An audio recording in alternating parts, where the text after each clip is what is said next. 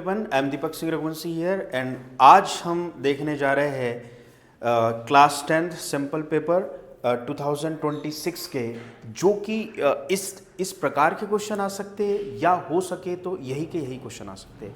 यदि as it is नहीं आते हैं तो डिजिट चेंज होगी लेकिन स्ट्रक्चर यही रहेगा। ठीक है, देखते हैं। तो पहला क्वेश्चन हमारे पास यहां पर है, if a is equal to 2 to the power 2 into 3 to the power x, b is equal to 2 to the power 2 into 3 into 5, c is equal to 2 to the power 2 into 3 into 7 and LCM of ABC is equal to 3780। ये given है, clear है।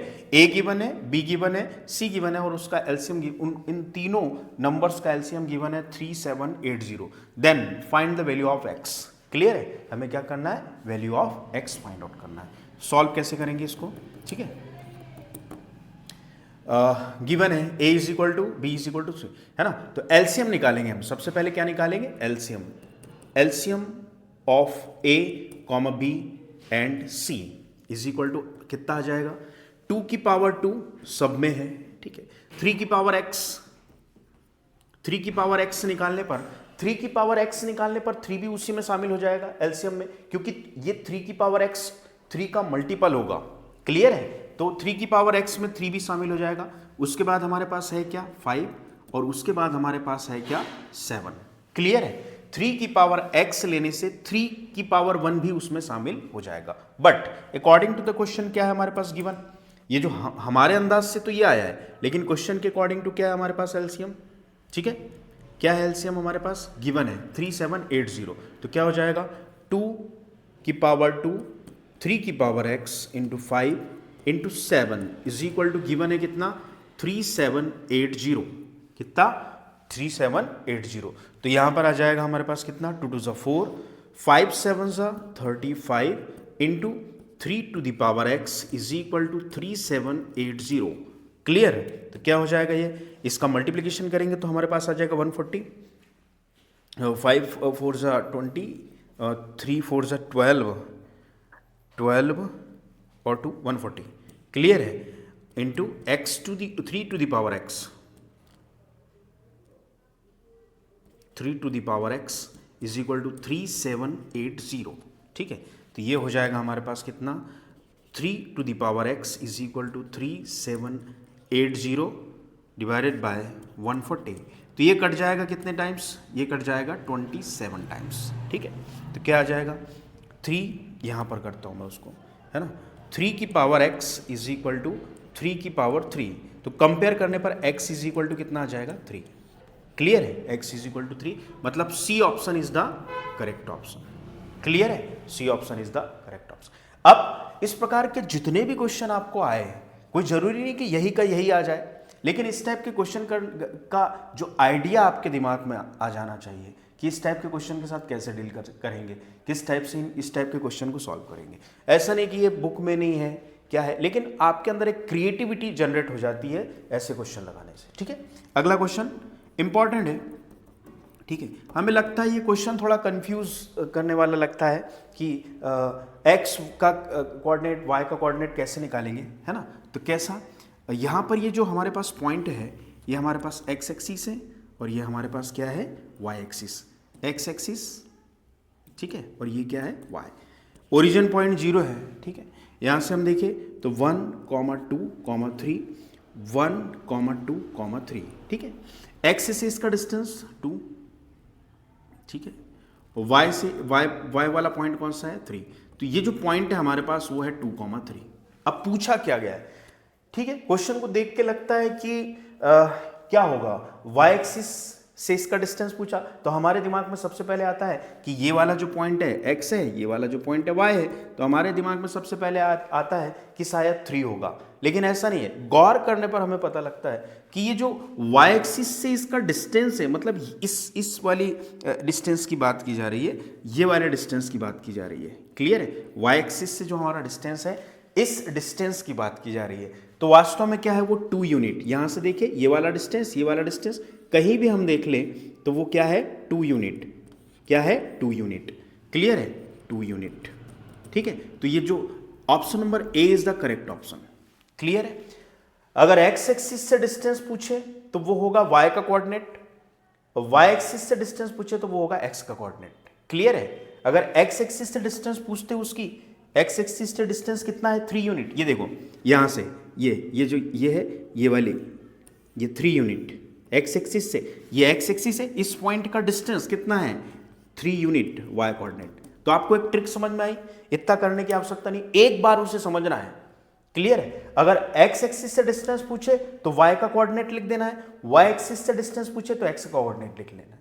Clear है? तो I hope आपको समझ में आया होगा। आइए अगला क्वेश्चन देखते हैं। क्वेश्चन नंबर 3 हमारे पास है, if the line given by 3x + 2xy is equal to 2 and 2x + 5y + 1 is equal to 0, ठीक है, are not parallel then k is equal to, मतलब ये लाइन पैरेलल नहीं है। तो पैरेलल नहीं है तो या तो इंटरसेक्टिंग होगी या तो ओवरलैप होगी। तो इंटरसेक्टिंग वाली कंडीशन क्या है, a1/a2 is not equal to b1/b2। ठीक है, तो इससे सॉल्व करने की कोशिश करते हैं। ठीक है, नॉट पैरेलल की कंडीशन, a की प्लेस पर क्या है, a की प्लेस पर हमारे पास फर्स्ट लाइन, 2 लाइन गिवन है। ठीक है, कौन सी लाइन, पहली line 3x + 2ky is equal to 2 and दूसरी लाइन गिवन है 2x + 5y, ठीक है, is equal to -1। In this way हम लिख सकते हैं, या तो इस 2 को इस साइड में करके भी लिख सकते हैं, +2 है तो -2 इज इक्वल टू 0 और +1 इज इक्वल टू 0। क्लियर है? तो यहाँ पर a1/a2 is not equal to b1/, a की प्लेस पर हमारे पास 3 है, a1 की प्लेस पर 3 है, b1 की प्लेस पर क्या है 2ky, ठीक है, c1 की प्लेस पर -2 है, a2 की प्लेस पर हमारे पास क्या है 2 है, b2 की प्लेस पर हमारे पास क्या है 5 और c2 की प्लेस पर हमारे पास क्या है 1। क्लियर?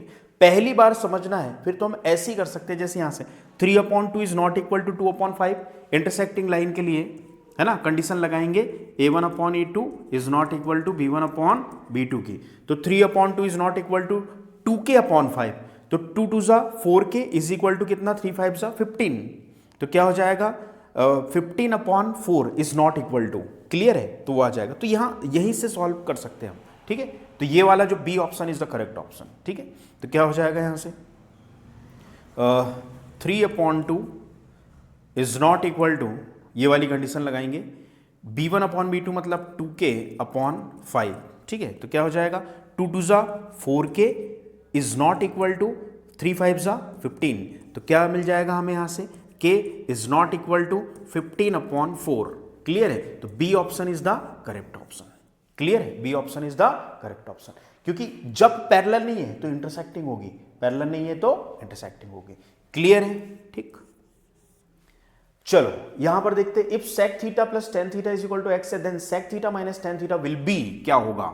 ठीक है, तो कैसे करेंगे, हमें मालूम है sec थीटा और tan थीटा वाली जो आइडेंटिटी हमारे पास है वो क्या है, solve 1 + tan² theta is equal to sec² theta. Clear है? तो क्या करेंगे हम, sec² theta minus tan² theta यदि हमने किया तो आंसर कितना आएगा 1, sec² थीटा की तरफ tan² थीटा को, तो क्या बचा 1। अच्छा, यहाँ a² माइनस b² की आइडेंटिटी लगा सकते हैं। आइडेंटिटी हमारे पास है a² minus b² is equal to क्या, a + b and a minus b। Clear है? क्योंकि उसी फॉर्म में यहां पर हमें मिला sec² theta minus tan² theta, a² minus b² a + b a minus b लगाएंगे तो क्या मिलेगा हमारे पास यहां पर, sec